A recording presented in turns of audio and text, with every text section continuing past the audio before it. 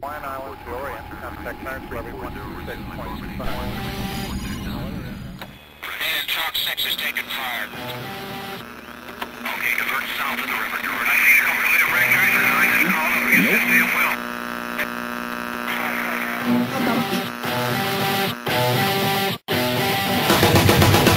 Since the dawn of the first age, by the elders it was foretold, a mighty cure that would rise when needed most.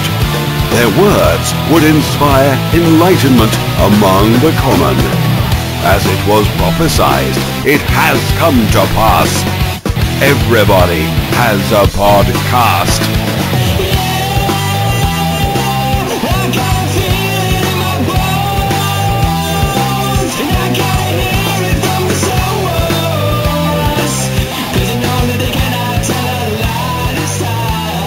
Give me some energy, Clarkster. Yes. Are you excited? I don't know what to do with my hands. It's okay, Clark. This is audio. You can just put your hands wherever. Okay. All right. Welcome to another episode, the first episode of Everybody Has a Podcast. I'm Ryan. Joining me, as always, is my best friend in the whole world, Mr. Clark Keller. I'm rubbing myself a little bit. Are you really? A little bit. Not a lot. Fantastic, man. Just keep it at like 30%. I think we're good, man. Just with one hand. Yeah, totally. You can find us at everybodyhasapodcast.com. Check out our website. It's awesome. Go to facebook.com/everybodyhasapodcast, twitter.com/everybodypod. We've got the Google+, we've got the YouTube. I think that's it. Clark, that's everything we have, right? Well, we've decommissioned the Friendster. We do have an adult friend finder in progress, but we're still working on it, so. Clark really took it upon himself he wanted a Zanga page, and I let him do it. So we have one of those too. Well, it pissed me off because, I tried to sign up for Grindr, and apparently, I don't know. This is episode, we'll call it 0, right? It is the monkey being launched into space. Yes, we're just kind of testing everything out, get a feel for it. Clark is, we're doing this remotely. Clark is coming to us live from the Philippines. That's right. There's a lot of ladyboy. Well, it's Thailand. Never mind. He's bringing back his wife, finally. She doesn't speak of the English, but you know she makes really good food that smells really bad across the entire neighborhood. So. You're gonna be the only house in your neighborhood soon, dude. It's gonna be awesome. You can literally pee in the front yard every morning. Well, thank God those kids will stop playing basketball on the street. Hey, there's a couple things as we just kind of get started. First of all, thank you so much to the band Counterfeit Molly for our awesome, rad theme song. Yeah, it's great. I like it. I think it works well. We got a British gentleman to do some voiceovers. I'm a big fan of it, man. He actually does really good work, and I was really impressed with the intro. Also, we are looking for a third member. Ooh. Could it be you? Maybe. What would you say the qualifications are to join the team? I've been wondering that myself, man. Is there anything in particular that you're looking for in a third member? Well, since I'm on Skype, maybe we could do video and she could be really hot. But that would be awesome, right? But we're fooling ourselves if we think a hot girl's gonna talk to us for over an hour without having to pay. We always have to pay. We do think that we might need to get somebody to balance us out. Is that right? Yeah. Well, what do you mean by that? I mean, well, Clarkster, me and you, we can get a little negative a little quick. I don't think that's an accurate assessment of either one of us. I think we're pretty upbeat, happy with life, and I think we're going to prove that in the coming weeks. Hey, I like that attitude, buddy. But hey, we're looking for a third member. We would like anybody and everybody, if you want to sit in for an episode with us, let us know, or 2 episodes or 3 episodes. You can go to our website, everybodyhasapodcast.com. We have a Contact Us page. Do us a favor, shoot us a quick message, and if you want to sit in with us, that would be fantastic. We'd love to have you, and we're going to try a lot of people out. And maybe we could have a poll, or we just kind of want to see what fits best. Well, there's bonus points if you submit one of those type of reality TV show type videos where you explain why you're the perfect contestant on Big Brother / Everybody Has a Podcast. Yeah, everybody just pretend you're doing a video for The Biggest Loser and send it our way, and we'll accept it. That would be awesome, man. What are our goals with the show, Clarkster? What do we want to do? What are we thinking here? Really, we're just trying to shed a little bit of light on some current events with some, comedic perspective, and just kind of hang out, do our thing, but really just get everybody else involved and have a pretty good time talking for about an hour. Yeah, right on. I think what we put on the webpage, think of us as a morning radio show who, we got fired like 4 months ago for hitting on the soccer moms that would call in. But we won't let the dream die. So third member, maybe we could get a news person in here to come in here if someone wants to just read the news every week. That would be cool. We'll stay flexible. How does that sound, Clarkster? Well, yeah. I mean, if you don't feel like reading Reddit, come on to our podcast and hear the news. Yeah, you might have to turn it down a little bit. Your stepdad's in the other room. He's going to tell you to shut the fuck up and turn it down. That's okay. That's okay. Just put on some headphones. I think our ultimate goal really would be me and Clark really have had this long, deep passion to be one of those comedians who get to do the quips on like VH1's I Love the 90s. We want to sit in with all those fat black comedian ladies and just like they draw on cartoons, and we have some funny stuff to say, You look damn ridiculous in that wig. Totally, man, totally. Clarkster, I've been to talk to someone about this, man, and I figured because you have the chillins, maybe you're a good person to do this. About 6 months ago, I moved from what I would consider a pretty nice apartment complex. You saw it. Definitely a bunch of white people and successful Indians there. Right. And although I don't like the Indians, nobody does. I can't deny that their race is successful, man. Yeah.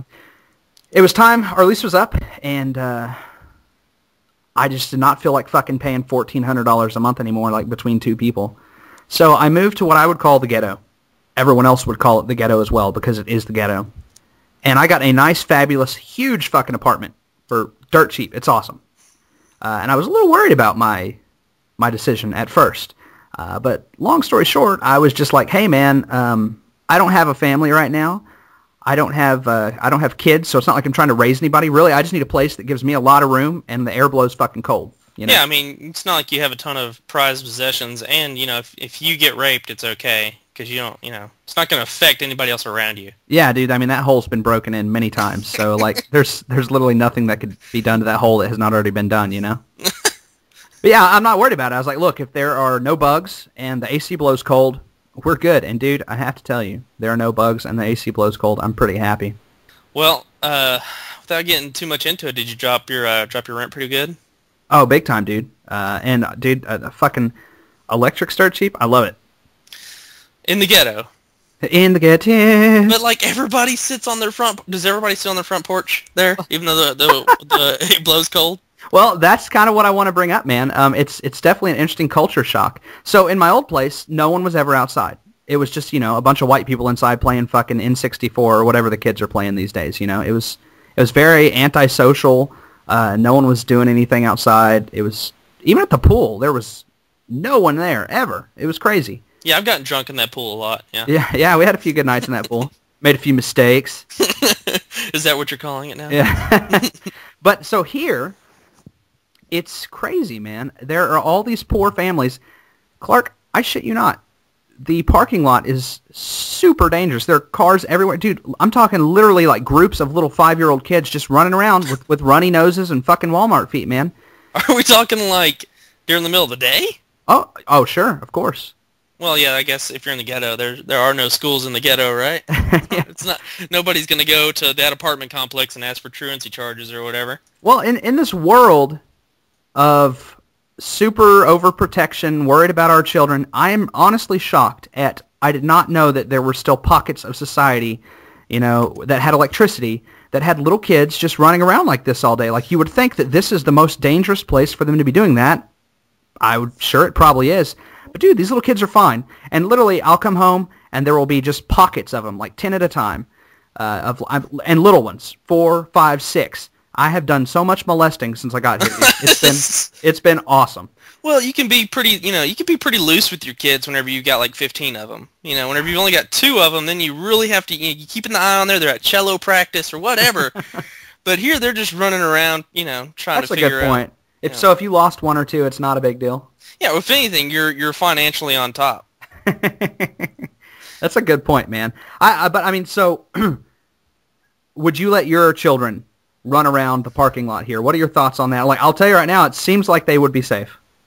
Well, I mean, I live in a house, so they're like my parking lot is just a driveway and then a street. Right. Would I let my kids play in the parking lot? No. Would I let them play in my driveway? No. Would I let them play in the street? Probably. Yeah, really? Yeah. Well, I mean, here's the thing. Is like if they don't die, then you can sue whoever hits them, and you're good for life. It's over. That is a good point. That's a good contingency plan, man. It'll blow cold the rest of my life. Well, they're ballsy, dude. Like 6-year-old kids, I'll be driving through, and of course I slow down. They don't move. Well, no, they don't have to. Have you ever you live in the ghetto, but for those of you who have never been to the ghetto, if you drive around in the ghetto, say around 2 o'clock, there's always some guy walking really slow with a single beverage in a paper bag across the street, and there are no markers for him to walk. He's jaywalking, and he doesn't give a crap. Yeah, I mean, in my case, it happens to be the apartment manager. I could sit there. I should do a documentary on it, man. I should rent an apartment from both places and do an award-winning documentary on how different these children are. It's crazy, man. I would argue these poor kids are gonna, I mean, beyond growing up to be thieves, they're gonna like way healthier than these little fucking nerds that just sit at home in front of their video games all day. By the way, we were those kids that sat at home in front of our video games all day. Oh yeah, we absolutely were. But we also, weren't getting shot at whenever we were 12. That's true. Yeah. That's true. These kids are 5. They've got a good 10 years left on them before somebody Trayvons them pretty hard. That's a good point, man. That's a good point. What has been going on with you, Clarkster? Is there anything you would like to discuss at this point in time? Well, I mean, everything pisses me off. You know this. I know, man. That's why I was, because me and you get going, dude, and we need a 14. I'm not even going to finish that sentence. Go on. Are you about to talk about sex session? 14-hour sex session? Yeah. No, like, I've just been really getting pissed off with basically how everybody on the internet somehow rushes to the defense of somebody who says something completely stupid at all times. It's something known as white knighting. Okay, yes, I'm familiar with the term. And really, I mean, this doesn't... Okay, now if you're just like the average guy, if me or you say something stupid, nobody cares. But if you're a really hot girl and you say something really retarded, people jump on board, and they're like, absolutely, that makes total sense. You're right. I have seen that. But I don't understand why they do that. I just don't think they know. Like, okay, like most of our lives have been centered around chain letters, whether that's a Facebook wall post to share or your mom dies in, 30 minutes. Right on. Or, for the older people, you actually used to get emails about how the government was going to destroy your life next week if you don't stop them. Sure. By passing on that chain letter. But like, I've seen this really big one going around lately where, if Earth was 3 inches closer to the sun or 3 inches further away, we would somehow die. Oh, that is so not true. Yeah, like it doesn't even make sense on any level. And you do the responsible thing. You do what you think is right, and you call this person a fucking retard to their face. Sure. In front of thousands of people. And everybody gets mad at you. And you're just trying to help. And so you go off and you try to explain why that's not the case, and then you get blocked. And then you go and you touch some kid at some kindergarten, and everybody acts like you're an asshole. Like, I guess what I'm getting at is white knighting is all over the place. So I would like to see people send in or post on Everybody Has a Podcast's Facebook instances where somebody said something really ridiculous, especially if it's a hot girl, and let's see if any white knights jump out of the woodwork. So we want to do some white knighting bait. Yeah, I like this. We're not going to call it trolling because trolling is just stupid. But if we can antagonize people on the internet for our own personal enjoyment, that'd be great. Hey, maybe we could.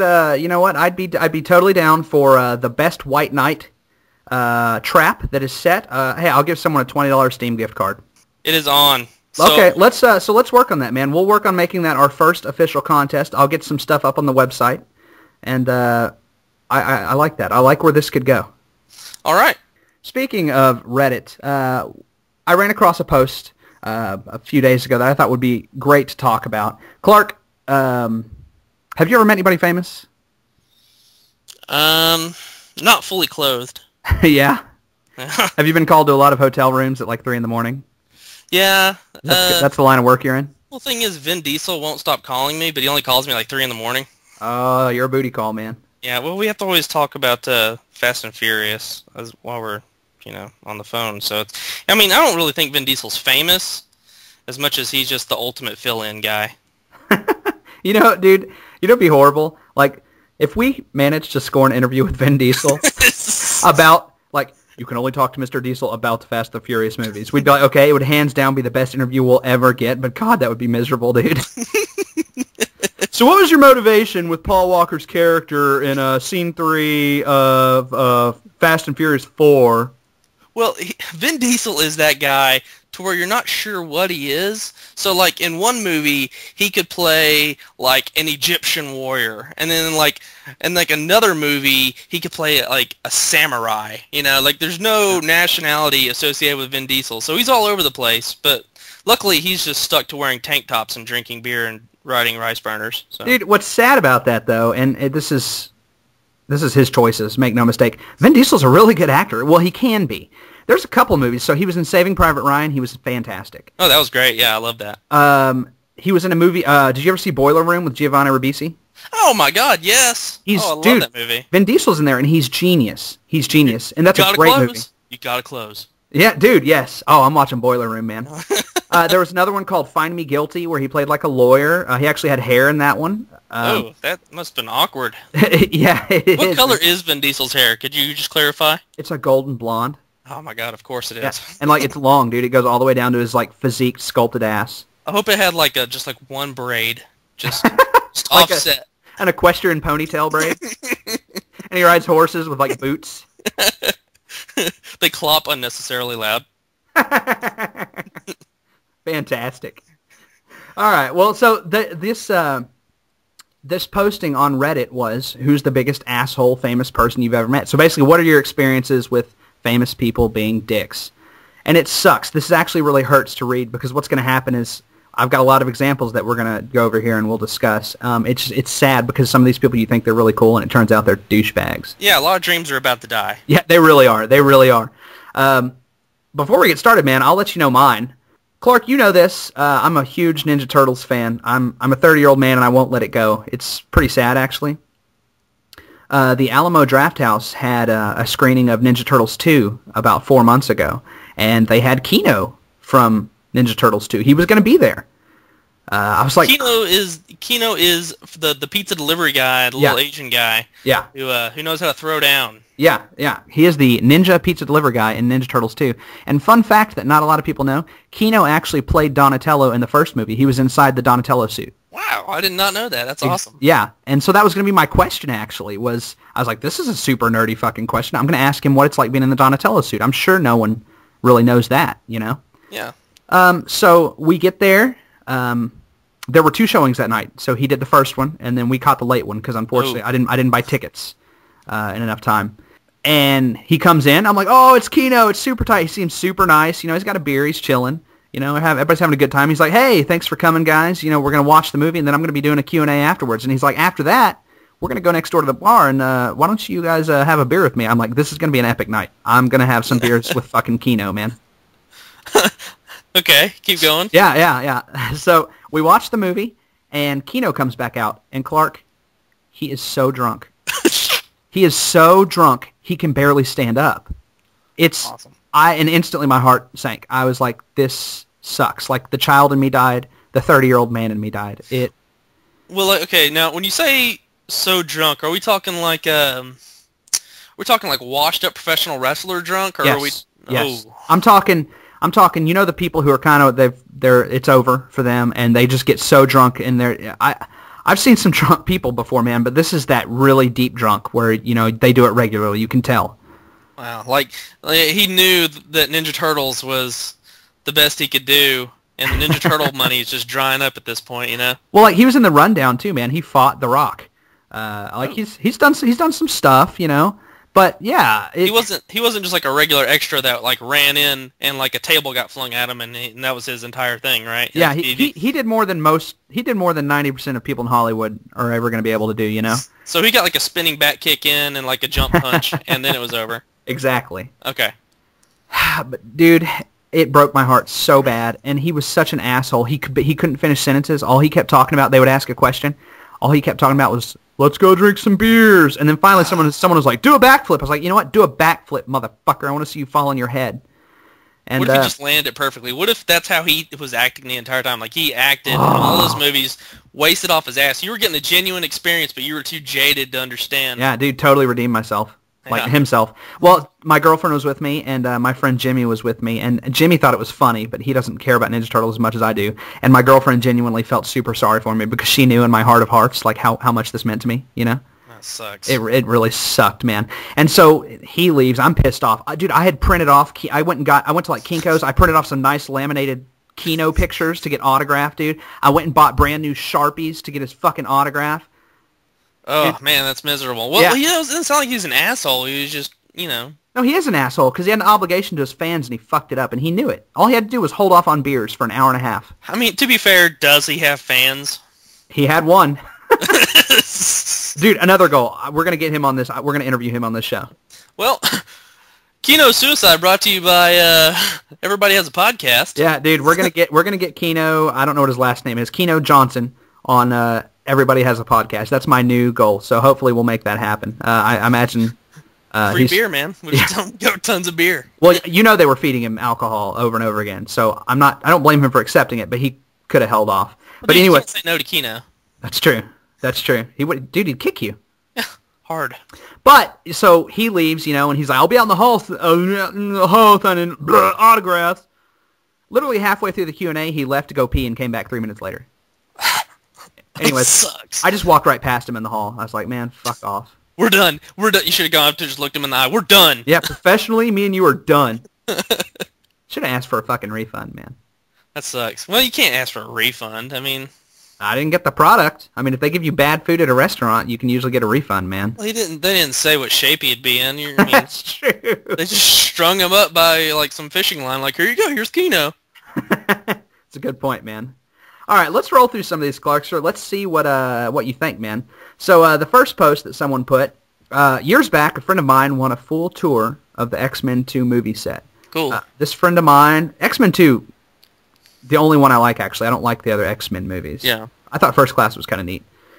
Years back, a friend of mine won a full tour of the X-Men 2 movie set. This friend of mine is one of the more forgiving and understanding people I know. However, he states that Anna Paquin, who is Sookie on True Blood, is one of the worst people he has ever met. What do you think about that? Could you see that? Yeah, I could definitely see that. Not even from her experiences or whatever through X-Men, which I didn't think she was that great in anyways. But through True Blood, you can just tell. I'm just not impressed with her, man. It's the teeth. Like, really, it's the teeth. I can speculate on her personality all day long, but her teeth tell a story. Do they? Yeah, they're horrible, and horrible teeth usually lead to horrible people. I don't know who would be more prone to being like Hollywood turning someone into an asshole. Would you say that males or females are more prone to that? Because it attacks them both from very different angles. Like males, you get all the puss you want, dude. You can bang pretty much any chick. That turns you into a douche nozzle. But chicks, they get the diva treatment, Yeah, no, well, here's the thing is, like, you can just compare some of the quote-unquote hottest stars of Hollywood. Brad Pitt, I think. Everybody says Brad Pitt's a pretty cool dude. But Angelina Jolie, I don't think a lot of people really appreciate her company. That's a good point. But, I mean, like, it's way worse. So, like, if Brad Pitt was a douche nozzle, that would suck way worse. It's like, Brad, you're the most handsome man on the planet, maybe second only to the Kloonmeister, and you're super rich. Like, what have you got to be jaded or mad about, right? Well, dudes just in general want to be like on top and successful, and whenever you are on top and successful, you really have no reason to be a complete dick for the most part to people beneath you. You're right, Chicks, but why are so many people that way? Well, I don't know, but I know you're right. I know that chicks, though, once they get on top, they want to suppress the population, if that makes sense. I know what you're saying, man. I know what you're saying. I don't know. I think there's a lot more pressure on females in show business, anyways. Though, I mean, they have to always look fucking beautiful, whatever. A dude can have messed up hair and wears pajama pants, and somehow that becomes the fashion. Not with chicks, Good man. point. Yeah, well, chicks, yeah, I mean, they're required to eat nothing. That's how they all get the Madonna arms, dude, is because what happens is they get older, and they're like, fuck, I got to start working out, and then they overdo it, and everybody gets Madonna arms. I want Madonna arms, dude. I'm gonna start working on Madonna arms. So veiny. Yeah, it's like that really emaciated, just bone and a little bit of muscle, but skin tight, you know? So gross. Yeah. This person goes on to write, on the other hand, Hugh Jackman apparently loves every person he meets with a warm and openness, usually reserved for messianic figures. That's cool. Yeah, I mean, you could sit down and drink a beer with Hugh Jackman. Like, he is a man. But see, Hugh Jackman would be, I could see him being so nice. Like, he's more interested in you than you are in him. You know, he's going to go out of his way, you know, to be like, oh, you work mid-level IT support. Tell me about that, man. Yeah, you know? It must be tough on you. Yeah. You know? Yeah. Yeah, like, I think Hugh, in another life, Hugh Jackman really would be just a really good-looking dude who, you know, works at a construction company. Yeah, totally. Like, mid-level manager, man. Yeah, like, and he's not so high of a level that he can't, you know, go out and enjoy a beer with the fellas. Right on. Like, he's got a boss, but he is up there. Yeah, well, you know, he's like, I had to scold you today, man, but we're still cool. Yeah, let me buy you a beer, man. Yeah. All right, next one. Pauly Shore in the 90s. What you'd expect as well, douche. Yeah, but I expected that, right? Like, we want that. Yeah, I mean, it depends on what kind of douche. Well, so this person goes on to write, but sadly, women would line up to be with him. At one point, guys from his entourage would go up to women in the audience and literally say, want to meet Pauly after the show? You'll have to blow him. Plenty of women would tell him to F off, but plenty others said hell to the yes. You know, because their oral skills were so amazing that Pauly would fall in love with them. God, man, what's wrong? Like, blow Pauly Shore? Like, I'm not saying Pauly Shore isn't, like, one of the staples of American culture. Yeah, you know, George Washington, Abe Lincoln, Ben Franklin, Mr. Shore. Yeah, I mean, they're working on getting his image put on the mountain with the rest of the presidents. But, you know, in the meantime, he has earned, you know, a quick blowy or whatever. I don't know. Being a douche and then ask you for a BJ are two different things in my book. That's true. I don't think he came across as douchey because he's a douche. I think he came across that way because he's like, I'm a fun-loving douche. Like, I'm just a fun guy. I'm here to party. You want to party? Let's party. Yeah, I think he probably uses the word bro a lot. Oh, yeah. And he's serious when he says it. And, you know, he's been doing... How long has he been in the biz, would you say? Well, I mean, a long time. But, you know, the 90s were obviously his time. Yeah, I mean, people expect him to be a certain way because we've only seen him a certain way. If you go up and meet Pauly Shore and he has a British accent, he's like, hello, my good man. And, you know, he's like talking to you about politics and like all this intricate economic shit. You don't want to hear that. You're That's like, true. you know, do Encino Man. Like, do something fun. Will you please call me the Weasel and get on with it? Like, please? So I'm sure he may... You know, we don't know the whole story on that one. I'm prepared to defend Pauly Shore here and now. You've heard it here first. I will defend Pauly Shore on this one. Let it be known, Everybody Has a Podcast officially stands behind Pauly Shore. For the most part. All right, Clark, this is your favorite one. I know this. Dave Coulier. What do you think, man? Is this a nice guy or a D-bag? I don't know, man. Now, I know you're a big, you know, Dave Coulier fan. I've seen your posters. Man, he's just so awesome, you know? Like, there's just no way he would not be... Okay, I'm not going to talk out of my ass. What does it say? All right, so here's what this person wrote. So, very polite, considerate, humble guy. When he found out the club had sold expensive VIP tickets that included an exclusive meeting with him, he said, well, I never agreed to that. So after I meet your VIP people, I'm going to go out in the lobby and meet everyone else who wants photos or autographs. Nice guy. Yeah, good job, you know? I mean, he, I wonder if he talks to everybody in, like, the chipmunk voice. Oh, totally. You know, he has to do, like, his 3 or 4 staples. I mean, that's the moneymaker, baby. Yeah, I mean, good for him. You know, we have all these people from, you know, Full House who are still trying to kind of ride the wave, and that's okay. Like, you know, they did better things than I'll ever do in my entire life. That's true. But, you know, Dave Coulier, I think he's probably one of the few that can say, I'm a good person and I'm still riding the wave. I can get behind it, man. Would if Dave Coulier was coming through town, would you know, pay $30 for a ticket? Oh, yeah. I mean, because I'm pretty sure I could take, you know, my kids to go see him. And, you know, definitely, there's a lot of uncles in that crowd, you know. Yeah, totally, man, totally. You can definitely have a good time at one of his shows, I think, and probably walk away not feeling like you're going to hell. Right on. All right, so the next one, Screech from Saved by the Bell. Have you heard stories? I've heard a lot of stories. Okay, now Screech, okay, here's the thing. Any guy who makes a sex tape is not going to be a good person. That's true. Especially if he's that guy that if you say, hey, you're from Saved by the Bell, he like punches you in the face, and like the cops let him go because he is Screech. He just doesn't like to admit it anymore. Yeah, they're always working on like a solo album. Even though they never did music before, you know? Yeah, you know he's still petitioning somebody for a new Screech spinoff. Like, he doesn't like to be called Screech, but by God, he's going to be called Screech. He's going to try and make money off of it. Him and Mr. Belding, dude, they're probably all in on it. Everybody else is, like, moved on. Why'd you talk about Mr. Belding like that? He was all about morals. Like, he may have been a simpleton, but goddamn it, he loved those kids. Who would win in a fight between Mr. Belding at Saved by the Bell or Mr. Feeney from Boy Meets World? I don't know, man, but whoever wins, we all lose. That's a good point. All right, so Screech from Saved by the Bell. He moderated a student film festival at a college I visited, went ballistic whenever anybody mentioned SBTB. SBTB is Saved by the Bell, Clark, to the people who know. Of course, we got a tattooed tramp stamp right back there. Yeah. And he proceeded to hawk signed headshots and demand money for photos with him. Angry man-child. Come on, dude. Well, this is actually, I'm glad that one said that. This is something that broke my heart as well. Have you been to any Comic-Cons ever? No. They do. I've been to two. I moved to Austin a couple years ago, and they do one right down the road, so why not?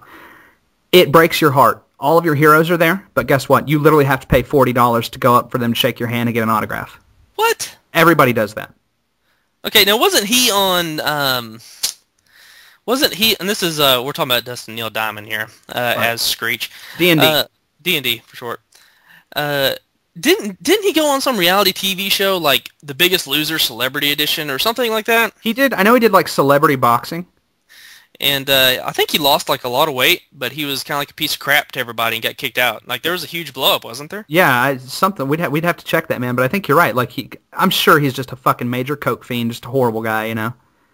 Yeah, well, again, this is another instance of, like, he's been in the biz since... What happened in the fucking 80s and 90s that just caused all these people to be douchebags, man? Dude, cocaine, man. Like, who offered Screech cocaine? Like...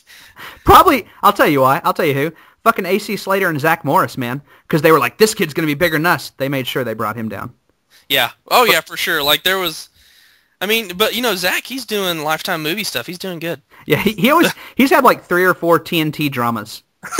He really has, like, in a row. Like, TNT really wants to use him. It's just never working out. So they just try him again and again, man. Law and Order, SVU, Portland. You know? Yeah. But like, well, the funny thing before we move on here is if you Google just the word Screech, he is the first result on the right-hand side. Nice. So, are you sure that's not your Google personalized search, Clark? No, I'm going to go ahead and say he's just that popular. I agree with you, sir. I mean, compared to the actual word Screech, the sound of a screech, I think he's still trending up. So. Let's roll through a couple more of these. I think this one's just hilarious. This is years ago. I was working on a PC at a very posh hotel in Dallas, Texas. I was told to stop what I was doing and stand behind a line with my head down. Janet Jackson came through. We were not allowed to look at her. I farted though. If they're gonna treat me like a child, I will act like one. I love that, dude. Well, he left out what happened post fart, and that's really the most important part of all this. I'll tell you what happened. Janet knew. She knew. Nothing she can do about it. She can make people put their head down. She can't stop someone from farting in her general direction, dude. Do you think, like, she respected him so much for doing it, she just looked over there, said, come to me, and just, like, slowly moved her hand, like, to come, like, motioned him across the line, and all the bodyguards, like, don't know what to do because nobody's ever crossed the line before? You have passed. You are now part of my entourage. Who the fuck is Scott Bakula, dude? Scott Bakula? Yeah. I have no idea. This next example mentions, well, there's two. You'll see why. So the next one, I'm just here to say that Steve Buscemi and Scott Bakula are the nicest people I've ever met. I mean, I knew that Steve Buscemi would be one of the nicest guys, right?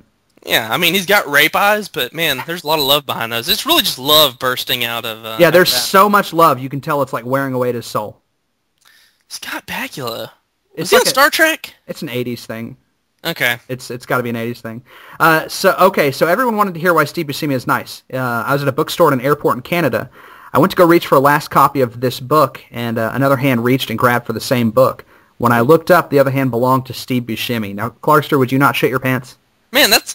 first off, I mean, that's in every fat girl's fan fiction about how you fall in love with somebody is you both reach for the same book. Yeah, you like brush hands. Yeah. And then you look up and you got Steve Buscemi's ugly raccoon eyes like looking at you with all that love. Well, it's the best you're going to do, fat girls. Keep going. His like mangled smile, man. I love Steve Buscemi so much, dude. So awesome. He suggested he'd buy the book now, and when he was finished, he would mail it to me. I gave him my address, and 2 weeks later, the book arrived in a package with a nice letter from him telling me how nice it was that I let him read it first. He also put in some DVDs signed by him. God, I hope it was like Big Daddy or something, it's man. It's just all water boys. Yeah. He also put in some DVDs signed by him as his way of saying thanks. I was even more impressed because I live in the UK, and it must have been pretty costly for all the shipping. Well, I don't think Steve Buscemi shipping's not an issue for Steve. Do you think he sent them the right format? Like, isn't it a different format? Oh, yeah, like NTSC or PAL or... Yeah, so point. maybe he screwed that up. Maybe he is an asshole and he's just really passive-aggressive about everything. Well, I think Mr. Deeds, when that was released, is probably in both formats, so that's probably what it was, man. That is the staple of... Yeah. Next one is, one of my older friends roomed with Dwayne "The Rock" Johnson in college because they both played football. My friend said he was a cool guy. My friend's girlfriend broke up with him and started hitting on The Rock, but he said he's not that type of person. That's respect. I concur. Maybe. I mean, how many times if I had a nickel for every time Dwayne "The Rock" Johnson said he wasn't banging my girlfriend or my wife or whatever, it's easy to say, I didn't bang her, but you are The Rock. Yeah, well, I think it really is not because he's a cool guy, but because he's the fucking Rock. It doesn't matter. He doesn't need to bang your ex-girlfriend. He's just going to go out and bang 3 other girls anyways, right? Yeah, that's whenever you know you've reached the final tier of alpha maleishness, whenever you are actively turning down vaginas because they're not good enough. And ironically, that's what gets you more vaginas. Yeah, but that's a tough hurdle to get over, you know? Like, it's like the last meal. You're just like, oh, man, this might be the last one ever, so, like... I'll just hold my nose and get it over with. I've always liked The Rock. I really have. Even, I know he's in some corny stuff a lot of times, but like genuinely, I can just tell he's a cool guy. He's out to have, I can tell he's out to just have fun. Like he played a gay guy in Be Cool, the sequel to Get Shorty or whatever. Like he's just a cool guy, man. And he's never going to win Academy Awards, but whatever. No, he's one of those people you can respect because he knows exactly what his demographic is. Right. He can go and make all of the WWF fans really, really happy by playing some guy who blows up half of a South American village. Or, he can be like the lovable, babysitter that's actually a spy that all the soccer moms are, getting wet over. So. Oh, wasn't he in the Tooth Fairy? Oh my God, I don't know. I'm sure you have or will be watching that with your daughters soon, I'm sure. Please don't say that, man. I've got so much hope for them. Dude, you're fixing to roll through a lot of like movies that Ice Cube was in for kids, and also like The Rock, and Vin Diesel was in. Yeah, Vin Diesel was in The Babysitter. I'm just gonna be like, no, Jackie Chan is all we got. Yeah. So. Have fun, man. That's all I gotta say. Who's up next, man? All right, we've got Chris Hansen. He's all like, "What are you doing here?" And I'm all like, "What do you mean?" The conversation went downhill after that. That's all you can do. Didn't he get busted for trying to bang some really younger girl anyways? No, he got caught cheating on his wife, actually, via security cameras. Like, basically the same method he was using to get pedophiles, he got busted on. I mean, he wasn't doing anything illegal, but he did get caught cheating. Ah, man. I hate Chris Hansen so much, dude. Yeah, I mean... And not only because he put my dad away, but because he's such a fucking scumbag. Yeah, it's up to me if I want to report my dad for abusing me, you know? Yeah, I mean, as shitty as these people are for doing this to children, he's even shittier for capitalizing on that. Yeah, I mean, there's definitely other ways he could go about reporting that, but really what he's doing is just exploiting a problem that society has in order to make a quick buck. Yeah, did you know that Shaquille O'Neal is actually highly involved in catching child predators online? No, but he's doing a service. Well, no, that's what I'm getting at. See, you don't know that, but he's teamed up with some organization. This is kind of creepy, though, too. Supposedly, he literally goes into chat rooms and types and pretends that he's like a 14-year-old girl, and they entrap guys. Well, I really think Shaquille O'Neal and a 14-year-old girl probably do type about the same way on a keyboard. But the difference is, man, see, you really didn't know that. Shaquille O'Neal doesn't fucking make a reality show about it, you know? He's just like, hey, I've got free time. I'm going to catch a pedophile. Well, he's got other accomplishments under his belt. He can talk about other things, while Chris Hansen, this is it for him. Yeah, that's a good point. So, you can't just drop the money, you know? That's a good point. Let's wrap this up with the last one here. My family and I went to a pizza place in Marshall, Texas, and about halfway through our meal, in walks a massive man with 3 other massive bodyguards. We instantly recognized him as Tyler Perry, but didn't think he was that amazing, because he's not. No. So it didn't faze us too much. Anyways, after about 10 minutes, one of the waitresses walks over to our table and says, Mr. Perry has asked that no one run up to him and ask for autographs until after he's eaten a little bit.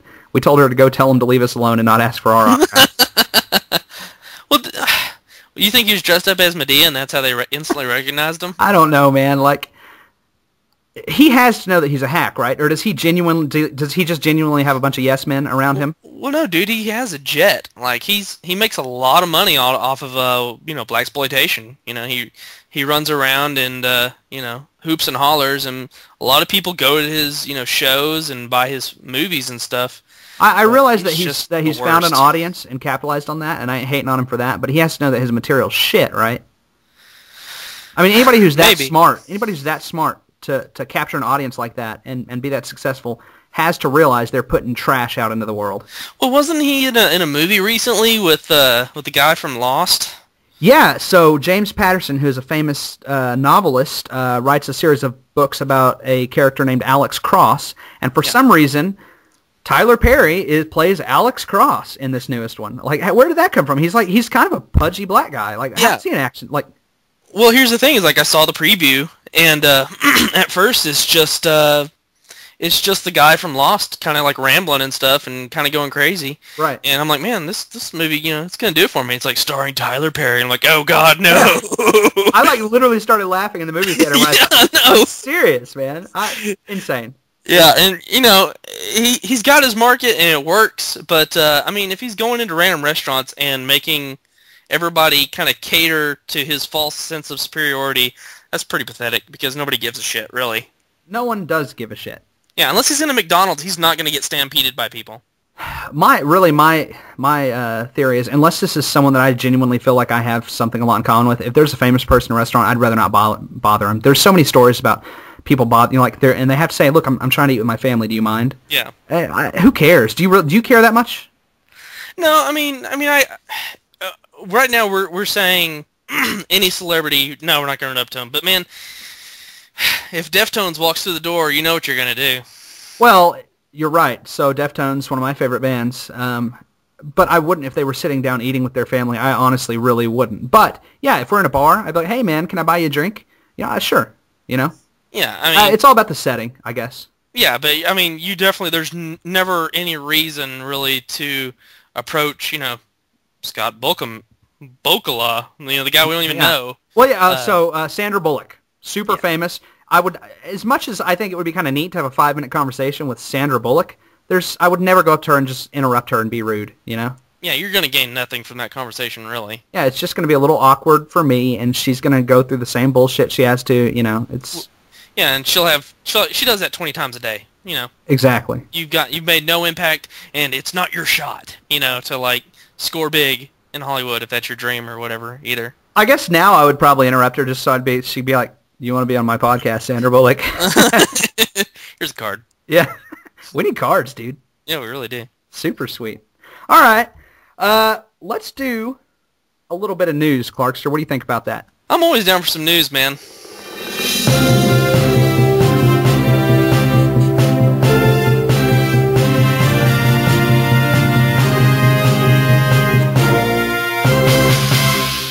All right, from Johannesburg.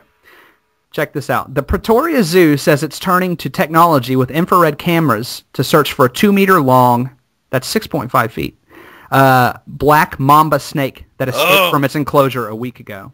Shit. Yeah. Marketing manager Craig Allenby of the zoo in South Africa's capital said Thursday the missing snake probably is in the roof of a service building behind its terrarium.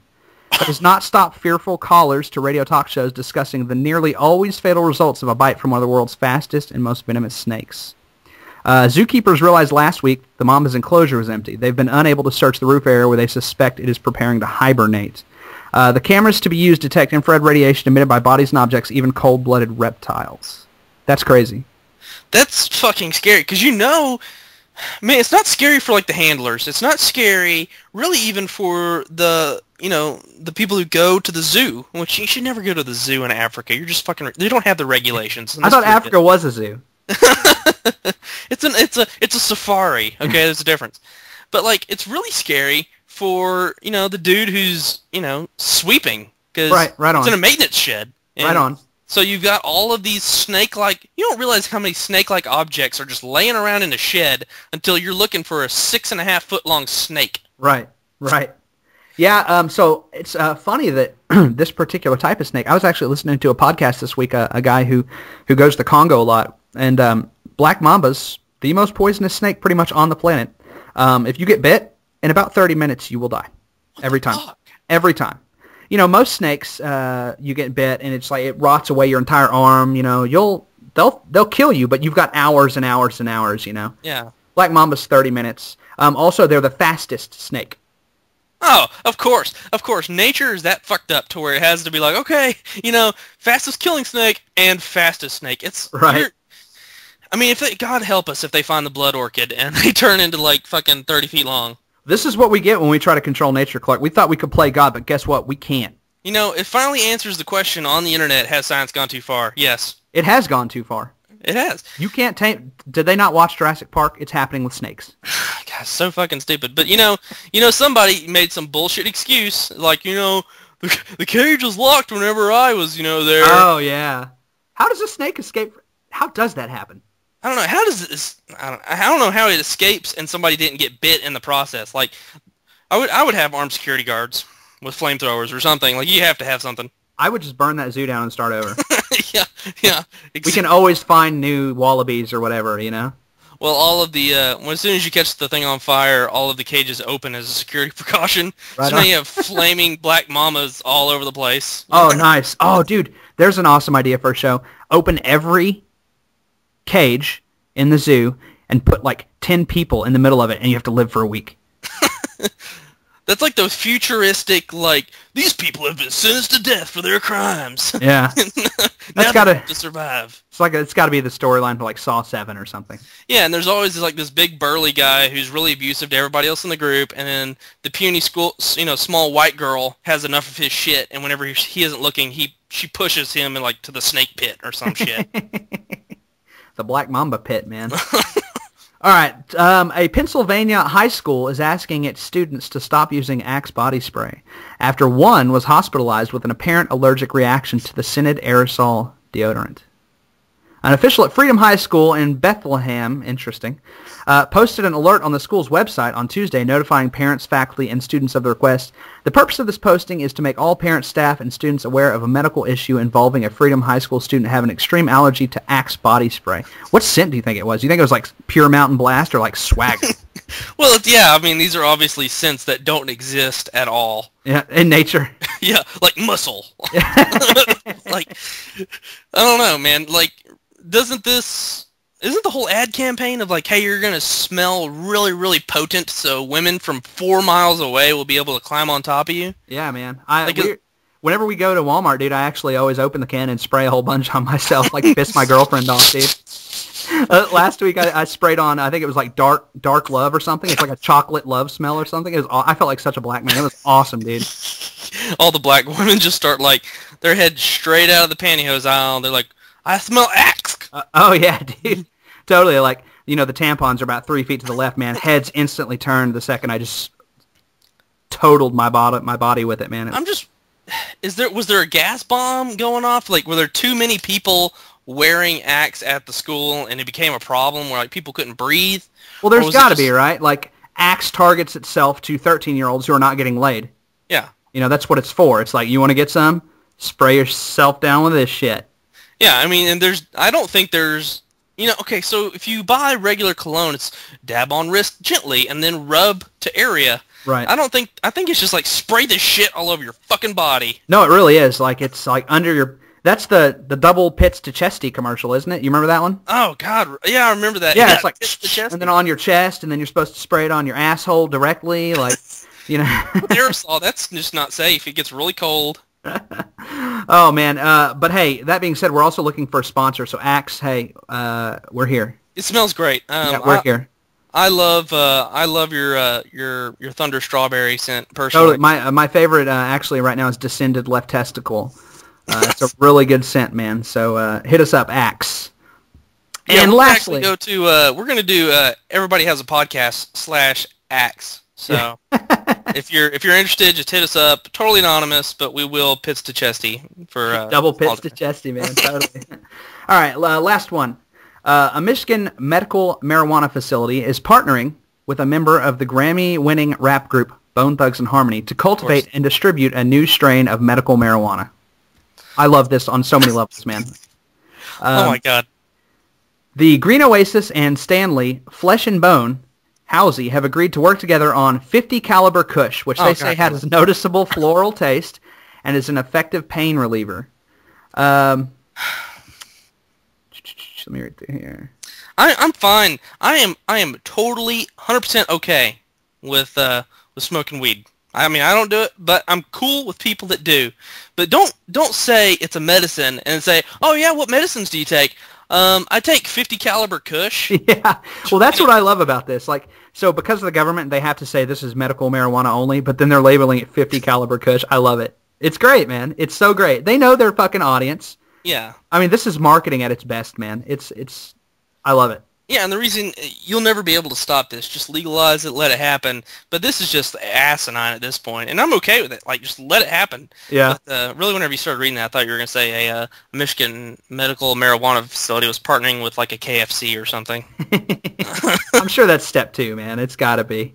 Well, like I've heard that, like, I think you've been to a Bone Thugs and Harmony concert recently. I have. Did you smell a lot of the product in the audience, or was it pretty family setting? You know, I don't remember because my good friend broke her fucking ankle right as Crossroads, the only song I care about, was coming on. She decided to get up on stage and broke her ankle, and we had to go to the hospital. It was hilarious. They didn't sing Ghetto Cowboy? They did, and first of the month. Don't get me wrong, but let's face it, Clark, we were all there for Crossroads. Oh yeah, I get it. As a pudgy, middle-aged male, I was there for Crossroads. Well, just another woman ruining your dreams in a weed-filled fucking Bone Thugs and Harmony concert. On another note, man, how pissed is Bone... First of all, it's not Bone Thugs and Harmony. It's 2 members from the group who are going around, you know. That's how everybody does shit these days. Yeah. How pissed are they that the only people going to their shows are hipsters in Austin? Like, white people. Well, it's probably how pissed off is... can't remember who... Bombs Over Baghdad. I can't remember what they are. Oh, Outkast? Yeah, I mean, how pissed off is Outkast? They don't care. They're making fucking money. They're just making money off white people. And really, you got to make money off a certain group. Might as well be the white people? Yeah. That's a good point, man. It's a really good point. Yeah, you know, because they're there selling their extra long T-shirts. They go past your knees. You know, and yeah, they know their audience. They probably have like drug dealers that come with them, you know, to sell their Kush. I've heard a lot of stories about people that when they talk about going on the road and, you know, they do drugs, like fans walk up to them and just give them weed all the time. They'll give it to them. Well, if I was a famous celebrity, I would be really concerned about the quality. Like, I don't want somebody handing me like a $5 dime bag and be like, "Here you go, buddy." And like, no, I don't think so. Joe Rogan has actually he stopped doing it because he said one of his friends, they gave him something like some laced stuff, and so he's like, "I can't." Yeah, like they would put like angel dust or something in there. Yeah, I don't know, man. I'm so white, it's not even funny, but yeah. So apparently it was laced, and he's like, "Well, I can't do that anymore," and that sucks. Yeah, I mean, you think you know somebody, and then you know they offer you drugs, and you think it's okay. Right on. And then, who can you trust these days? It's just the world's gone to hell. I've been to shows before where people in the audience gave people drinks, like shots they bought at the bar, and they just picked them up and drank them. And honestly, that's kind of scary. Yeah, I mean, I'd be a little more concerned with that because, I mean, you know, somebody roofies you or whatever. But, I mean, the big thing is like, I just want to smoke my weed in peace. You know, don't lace it with all that shit. And if you are, tell me. I'll probably still do it. I just want to be ready. Yeah, I just need to know. I need to know what I'm doing here. Yeah, I need to be in a safe environment where, like, people are going to be able to look after me. And then I'll do your fucking Clorox laced bullshit, you know? Right on. All right, man. Well, hey, Clarkster, I think that's all I've got for tonight, man. Well, you want to go over where they can reach us at again? Yes, definitely. First of all, hey, I know it's this is episode 0. I know we're not going to get a lot of listeners, but just want to let everybody know we're going to stay consistent. We're going to do every Thursday night at 9. We're going to start recording. We're going to start doing live shows. so you can join us in the chat room. We're going to start working in some more members. We're going to get some interviews. We really want to make it happen. So just give us a little time. We're going to get that worked out. If you listen to our my old podcast, you'll know that we were able to make that happen. Check us out, everybodyhasapodcast.com, facebook.com/everybodyhasapodcast, twitter.com/everybodypod. Do us a favor, like us, share us, help us out. All right, Clarkster, I will see you next week. I will see everybody else next week, and stay in school. Bye. Bye-bye.